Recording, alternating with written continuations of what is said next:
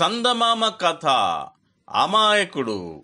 రజనీకాంత్ నటించిన నరసింహ సినిమాలో ఒక కామెడీ ట్రాక్ ఉంటుంది. ఒక కమెడియన్ పెళ్లి చూపులకు వెళ్తూ రజనీకాంత్ అతను వేసుకున్న కోటు గురించి కామెడీ చేస్తాడు. ఈ కామెడీ ట్రాక్ బాగా హిట్ అయింది. ఈ కామెడీ ట్రాక్ ఆధారం ఏంటో తెలుసా? 1949 ఫిబ్రవరి చందమామలో వచ్చిన కథ. ఆ కథ పేరు అమాయకుడు. వినండి. చందమామ కథ అమాయకుడు. ఒక ఊర్లో పేద దంపతులు ఉండేవారు. వారికి ఒక కుమారుడు. అతనికి పెళ్లిడొచ్చింది. కానీ ఆస్తి లేని వాడికి పిల్లనెవరిస్తారు? ఎన్నాళ్లకు వాడికి సంబంధాలు రాకపోవడం చూసి పాపం వాళ్ళకి ఏమీ తోచేది కాదు. చివరికి వారి ఇంటి పురోహితుడిని ఆశ్రయించి, అయ్యా, మా అబ్బాయిని ఒక ఇంటివాడిగా చెయ్యాలి కదా, ఆ పని మా వల్ల కాలేదు. ఇక మాకు మీకంటే వేరే సహాయం చేసేవారు కూడా లేరు కాబట్టి వాడిని మీ చేతుల్లో ఉంచుతున్నాం. వాడిని పాల ముంచినా నీట ముంచినా మీదే బాధ్యత అన్నారు. సరే, ఒక పేదవాడికి పెళ్లి చేసిన పుణ్యమైనా దక్కుతుందన్న ఉద్దేశంతో పురోహితుడు దీనికి ఒప్పుకున్నాడు.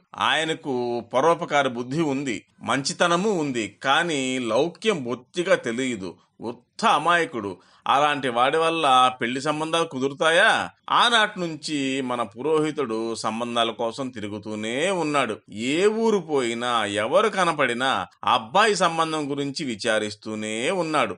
ఆఖరికి ఒకరు పిల్లనివ్వడానికి ఒప్పుకున్నారు. అయితే పిల్లవాడిని చూసుకోవాలన్నారు. ఓ, భేషుగ్గా వచ్చి చూసుకోండి అని పురోహితుడు చెప్పాడు. పెళ్లి కూతురు తరఫు వాళ్ళు రేపు వస్తారనగా పెళ్లి కొడుకు తల్లికి ఏమీ తోచలేదు. పెళ్లి కొడుక్కి ఒక్క నగలేదు. తనకు కూడా కట్టుకోవడానికి మంచి చీరలేదు. అప్పుడు ఆమె బాగా తెలిసిన వాళ్ళ దగ్గరికి వెళ్లి తనకు కావలసిన బట్టలు, పెళ్లి కొడుకు పెట్టుకోవడానికి కమ్మలు అడిగింది. పెళ్లివారు పెళ్లి చూపులకు వస్తున్నారంటే ఎవరు మాత్రం లేదనగలరు? ఇచ్చారు. సరే, తెచ్చిన వాటిలోంచి తన ఒక చీర కట్టుకుంది. అబ్బాయికి దుస్తులు ముస్తాబు చేసి చెవులకు కమ్మల జత పెట్టింది. అనుకున్నట్టుగా మర్నాడు పెళ్లి కూతురు తరఫు వాళ్ళు వచ్చారు. మామూలు మర్యాదలైన తర్వాత, ఇతనేనా పెళ్లి కొడుకు అని అడిగారు. అవునండి, పెళ్లి కొడుకు ఈ అబ్బాయే, కానీ చెవులకున్న కమ్మల జత మాత్రం ఇతనిది కాదు అని పురోహితుడు నిజం చెప్పాడు. ఈ మాట వినగానే పిల్లవాడు పెట్టుకున్నవి అప్పు తెచ్చిన కమ్మలని పెళ్లి కూతురు తండ్రి గ్రహించి,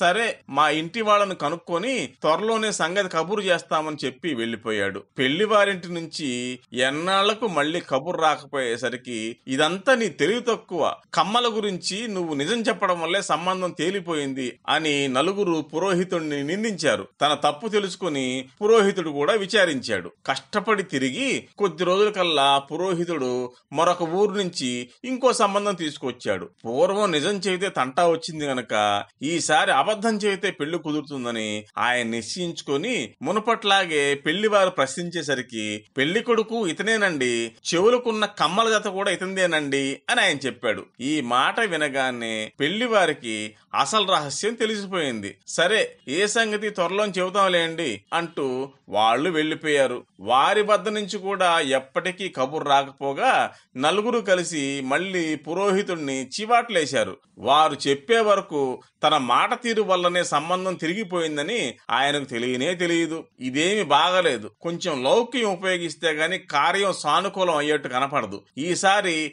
నిజము అబద్ధం కాకుండా మర్మం పెట్టి మాట్లాడతాను, సంబంధం కుదిరి తీరుతుంది అని ఆయన నిశ్చయించుకొని ఈసారి సంబంధం దాటిపోకుండా కట్టుదిట్టంగా మాట్లాడతానని వాళ్ళకి మాట ఇచ్చాడు. వాళ్ళు చాలా సంతోషించారు. శ్రమపడి ఆయన మళ్లీ కొద్ది రోజులకు ఇంకొక సంబంధం తీసుకొచ్చాడు.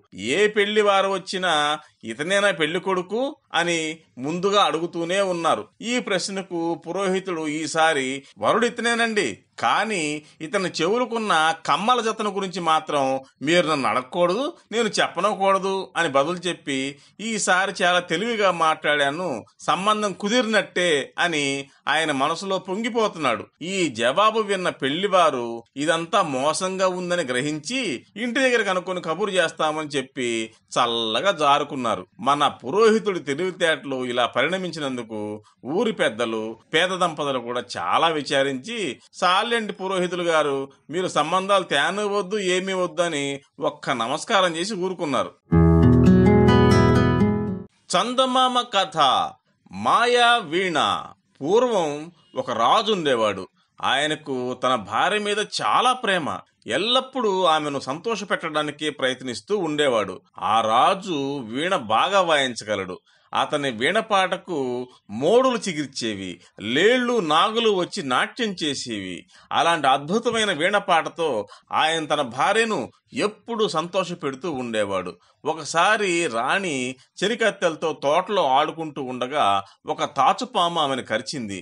అప్పుడు ఆమె చెలికత్తెల్ని పిలిచి, పాము విషయం నా శరీరంలోకి గబగబా ఎక్కిపోతున్నది, ఇక నేను బతకడం కష్టం, ఈ సంగతి నా భర్తతో చెప్పండి అని మరికొంచెం సేపటికి ప్రాణాలు విడిచింది.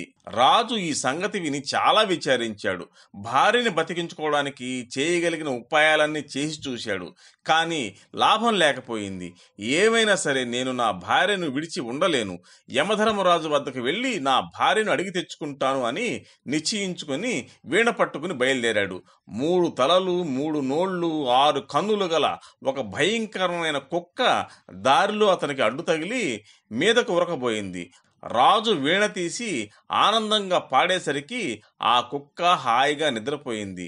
రాజు దాని నుంచి సులువుగా తప్పించుకొని ముందుకు వెళ్ళాడు. ఇక కొంచెం దూరంలో ఒక పెద్ద ద్వారము, దానికి పెద్ద తలుపులు కనపడ్డాయి.